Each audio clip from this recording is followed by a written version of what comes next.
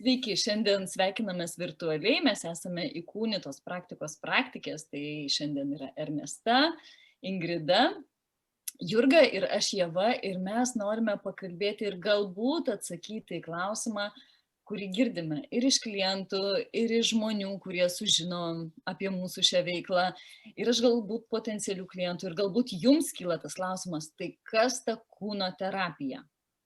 Integruojanti kūno ir judesio terapiją. Taip vadiname pilnai ir, na ką, pakviesiu kolegės pasisakyti apie tai, kaip mes matome pačios ir kaip mes pristatome tai žmonėm.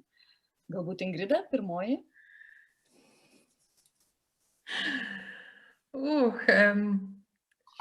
Kaip ir rašiau straipsnį, koks nepaprastas atsakymas į tokį paprastą klausimą. Kas ta integruojanti kūno ir judesio terapija? Turbūt kiekviena iš mūsų turi skirtingą atsakymą ir labai kažkaip man svarbu pasakyti, kad šie atsakymai ir mano atsakymas yra labai apie šios akimirkos žinojimą ir galbūt tai skirsis, kai laikas bėgs. Ir šitas atsakymas, šitas mano pasidalinimas apie tai, kad tai yra šios akimirkos žinojimas, jau yra apie integruojančią kūno judesio terapijos žinią pačią pagrindinę, kad tai yra informacija, kuri yra labai subjektyvi, tai yra apie informaciją, kuri yra labai subjektyvi ir labai asmeniška ir labai subjektyvi. Ir bent jau pagrindinė misija visos šitos terapijos, edukacijos ir somatikos kaip tokios, aš matau, kad ji gali padėti vėl kūnui pradėti veikti taip, kaip jisai sutvertas veikti. Taip, kaip jisai originaliai buvo sukurtas. Ir grįžimas prie šitos originalios ir natūralios, labai, sakyčiau, mes esam žinduoliai, tad grįžimas prie tos nervų sistemos, kuri yra sveika, kuri veikia taip, kaip jinai buvo sutverta, tai yra pati pagrindinė misija, bent jau mano požiūriu ir matymų visos kūno judesio terapijos, edukacijos ir somatikos kaip apskritai yra. Tai gal kol kas tiek ir labai norėčiau ir kitų išgirsti atsakymus, tai perduodu žodį.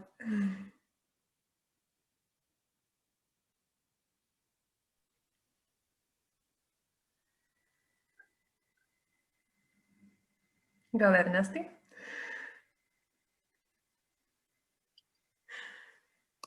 Priimu galimybę kalbėti.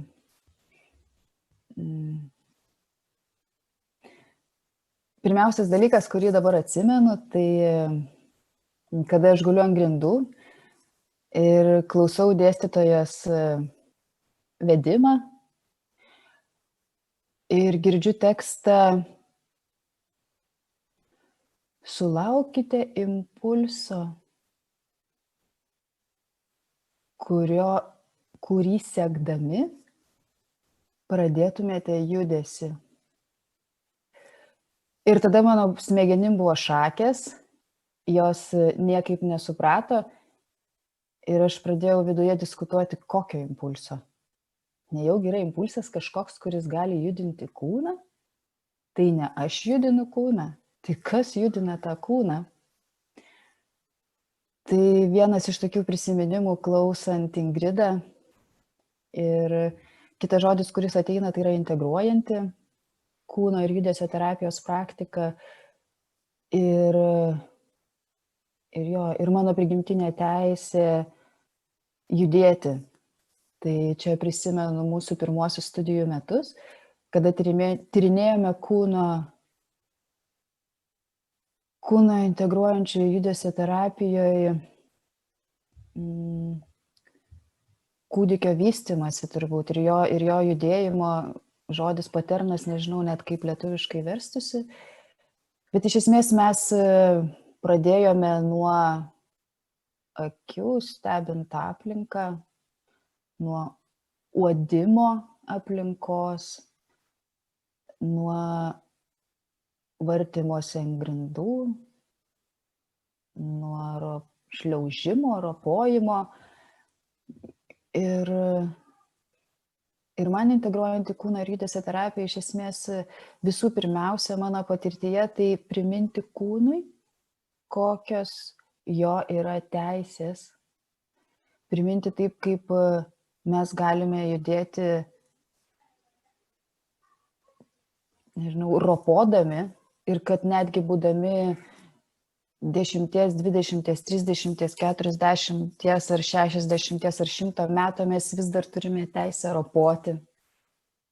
Apie tai, kad mes vis dar turime teisę šliaužti ir tyrinėti, o kaip tai jaučiasi, kai aš sau leidžiu, būdama 120 metų šliaužti grindimis. Tai man apie tai integruojant į kūno judesio terapiją yra patirti savo kūną iš naujo.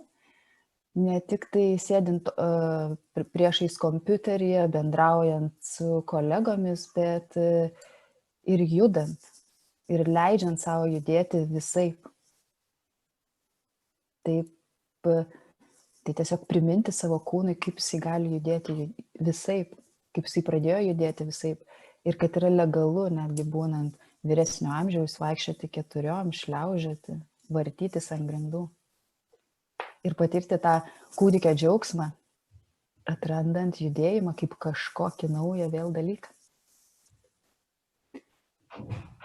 Jurga? Ačiū, Ernesta. Toks dar praplėtimas to, ką Ingrida kalbėjo. Iš tiesų, man turbūt integruojant į kūno ir judesio terapiją yra pirmiausia apie buvimą. Buvimas su savimi kaip visumą ir buvimas su kitais kaip visumą, įskaitant mūsų kūną, mūsų emocijas, jausmus, mintis ir, jeigu tikime, ir dvasinę mūsų pusę. Ir kūno ir judesio terapijoje, kuo galbūt mes skiriamės nuo kitų, ne somatikos, o kitų terapinių metodų. Tai apskritai, kad somatikoje mes pasitelkiam kūną kaip mūsų sąjungininką, bendrininką, kaip draugą kelionės, su kuriuo mes kartu keliaujam. Ir aš dirbdama su klientais labai jaučiu kūną kaip vartus į žmogų. Ir kai mes susijungiam su savo kūnu, kai klientas susijungia su savo kūnu, galim patirti kažkokius naujus potyrius, gauti visai naujus atsakymus, negu mes kažkada galbūt bandėm išmąstyti, ar patys būdami su savimi, ar lankydami psichoterapiją, kad ateina ta nauja kokybė, kuri ateina ne tik iš smegenų, bet iš mūsų gilesnio patyrimo. Ir kad kūno judesio terapijoje mes turim progą susitikti su to patyrimu. Ir ką man atrodo labai svarbus momentas šitoje vietoje, ir aš išgirstu ir Ingridą apie tai kalbant, kai ji dalinosi, yra tas subjektyvumo momentas, kad šitoj krypty įkūnytos praktikai mes iš tiesų turim didžiulę pagarbą mūsų pačių ir kiekvieno asmeniniai subjektyviai patirčiai. Ir kad ta patirtis ir yra tiesa. Tiesa yra ne knygose, ne kažkieno paskaitose, ne mano požiūryje, ne bet kurio iš mūsų praktikų ar netgi mūsų mokytojų požiūryje. Tiesa yra kiekviename žmoguje, kuris ateina, kuris su savimi susitinka. Ir todėl kūno terapeutas man nėra tas, kuris žino pats ir kviečia nežinantį. Į kūno terapiją aš ateinu su nežinojimu, su smalsumu, pagarba ir atjauta. Ir man čia yra galbūt didžiausia kūno ir judesio terapijos dovana. Tai yra priimti, kad aš nežinau ir noriu sužinoti, o ne kad aš žinau ir noriu pasidalinti savo žinojimu. Tai va šitas momentas man labai svarbus yra, kad mano žinojimas kaip praktikės nėra didesnis už kliento žinojimą.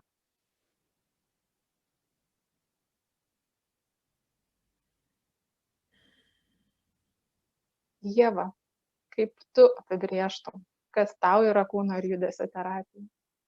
Ačiū, Jurga. Ačiū, mielas kolegės. Iš tikrųjų, nuskambėjo daug minčių, kurias norėtųsi pakartoti, bet jau nekartosiu. Labai dažnai žmonės klausia, tai kas ta kūno terapija? Paaiškink man, ar tai masažas? Ir antras klausimas dažniausiai būna, ar tai masažas?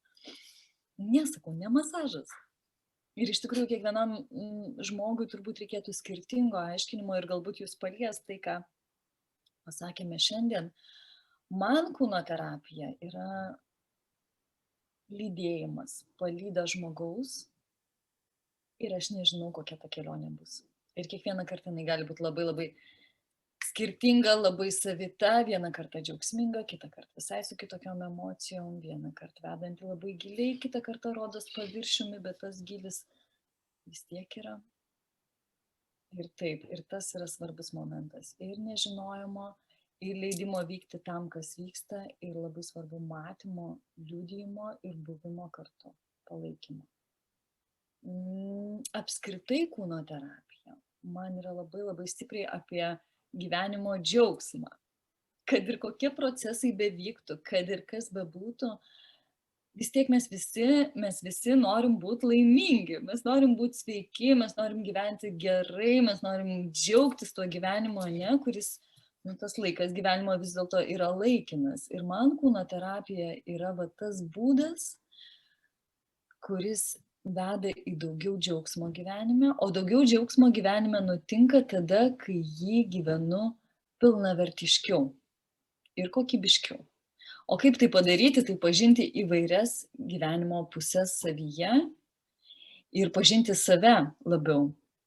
Tai pažinti save jau Jurga minėjo įvairiais aspektais, tas holistinis požiūris, bet kūnas iš tikrųjų vienas yra iš tų labai labai svarbių momentų, kuris šiuolaikiniai visuomeniai dažnai yra, na, toksai truputėlį, ne, ten kažkur šone, galva veikia labai gerai, viskas ten smegenys dirba, logiškus sprendimus, greitai mes čia viską darom. Į kūną, taip, gręžiamės per sportą, gręžiamės per visokius jogos užsiėmimus, visą tai populiarėja ir šiais laikais online, netgi visko yra labai daug, ne? Daug to turinio, bet tiesiog išjausti, o tai aš turiu kepenis, o kaip jos ten yra, o plaučiai yra, ar mano plaučiai pilnai užsipildo deguonimi, kaip jie priima deguonį, dar tokia diafragma yra po plaučiais, ar jinai nėra per daug ten suspazmuota ir ar jinai leidžia plaučiams laisvai kvėpuoti.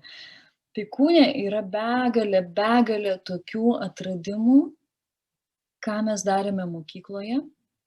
Mes į kūną žiūrėdavom vadovėliuose. Biologijos, kai kas studijose rimtesnėse, anatomijos vadovėliuose. O savyje, kad mes visą tai turim savyje ir tai yra gyva, na, kiek iš mūsų yra patyrę. Tai vat kūno terapija yra apie tą tyrinėjimą ir kai mes tyrinėjame ir tai būtinai mes atrandame, kai tyrinėjame. Kažką tai tikrai atrandame. Ir visa tai veda į tą daugiau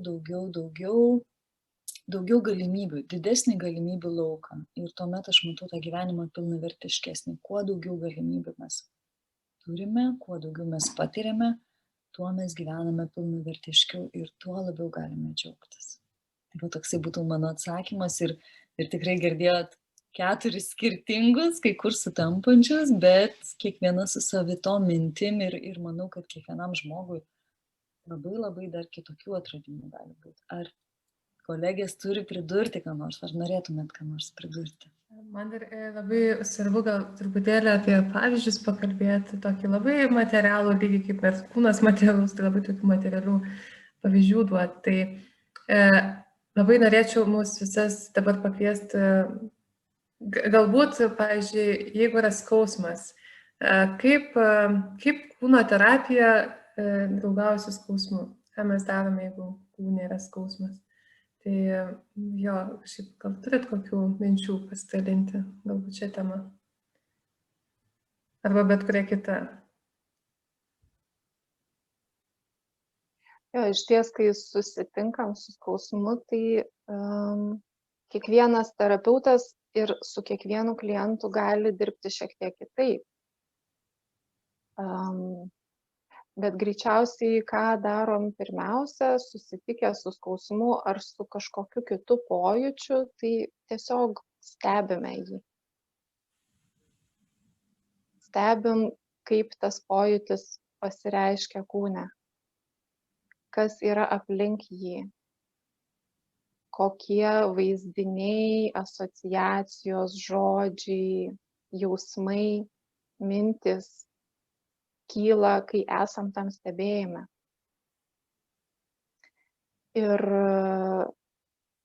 tie stebėjimai ir tie tyrinėjimai gali būti įvairūs. Mes tai galim daryti per somatinę meditaciją, tai yra, kai medituojam pasitelkdami kūną, jo pojūčius, jo stebėjimą. Galim tai daryti per judesį, jeigu tai yra skausmas ar diskomfortas, kokį judesį tas skausmas norėtų dabar padaryti per kūną, arba kokį judesį norėtų atlikti kūnas, jausdamas tą skausmą. Galbūt mes norim su tuo skausmu pabūti, galbūt mes norim susirasti patogesnę padėtį, kurioje tas skausmas mažėja. Viskas labai priklauso nuo to, koks yra mūsų poreikis. Tai pirmiausia, galbūt kalbant apie bet kokį simptomą arba apie bet kokį jausmą, apie bet kokią mintį, apie bet kokią problemą, kurią mes atsinešam į terapiją, klausimas yra, koks yra mūsų poreikis, ką mes su tuo norim daryti. Ir ne visada atsakymas yra to atsikratyti. Gal labai svarbu tas susipažinimo žingsnis, susipažinimo ir pamatymo iš arčiau, kurį mes gyvenime gal dažnai praleidžiam, norim išspręsti problemą, norim išeiti iš tos situacijos, iš to jausmo, kad kažkas pasikeistų čia ir dabar. Tai va tas susipažinimas gali įvykti kūno ir judesio terapijai, kur mes galbūt galim pamatyti, apie ką yra tas skausmas, ar tas diskomfortas, ar ta situacija. Iš giliau. Gal kažkas... Man ir skamba labai žodis dar atpažinti. Irgi kažkaip šitoje visoje erdvėje. Jo, nes mes, man atrodo, šitoje terapijoje mes labai mažai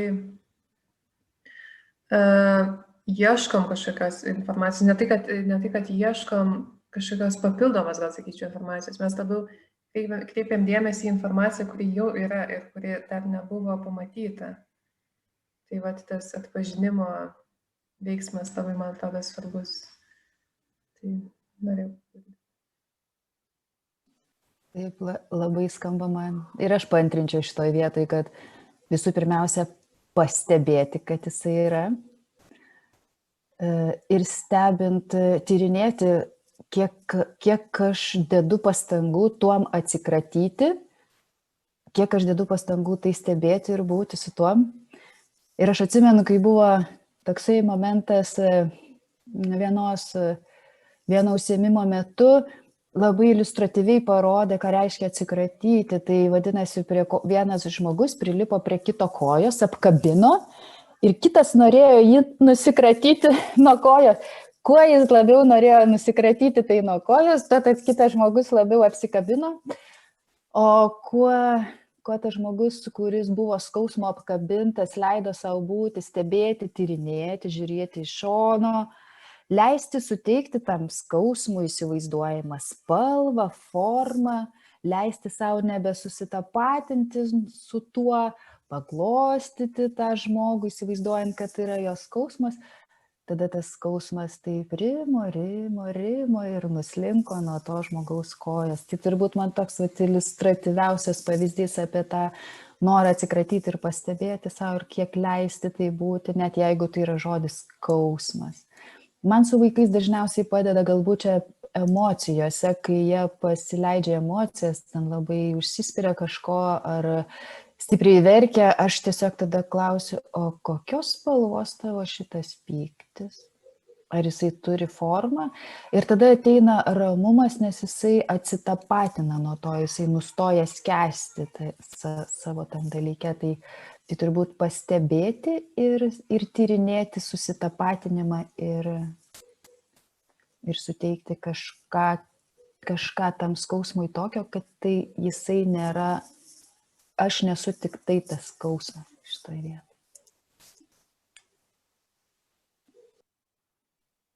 Visą tai turbūt apie ką mes kalbame, tai yra tos naujos galimybės, išsakytos. Galbūt kai kuriems žmonėms tai pirmą kartą girdima ir gali atrodyti keistai, ne? Stebėti, o dar jeigu pasakytume, kad kalbėti su savo skausmu.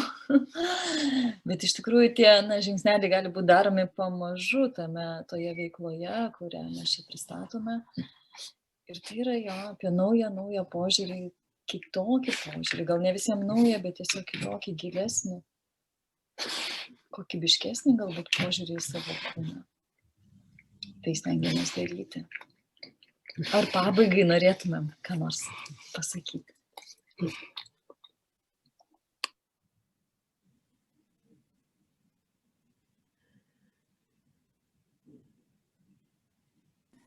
Gal po vieną žodį? Kas šią minutę būtų ta kūno integruojanti judesio terapija?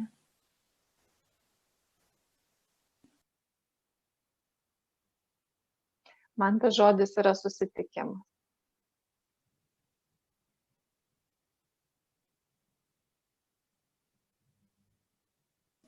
Šią akimirką man tas žodis yra tyrinėti.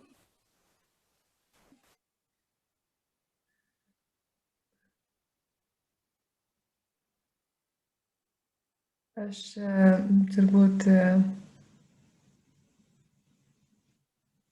nežinau, ar tai yra tiksliai apie, bet tai tikrai eina iš kūno judesio terapijos ir tai yra instinktas.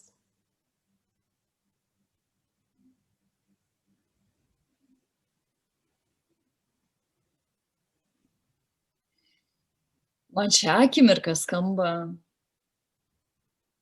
apie tave gyvenime, apie tave tavo gyvenime.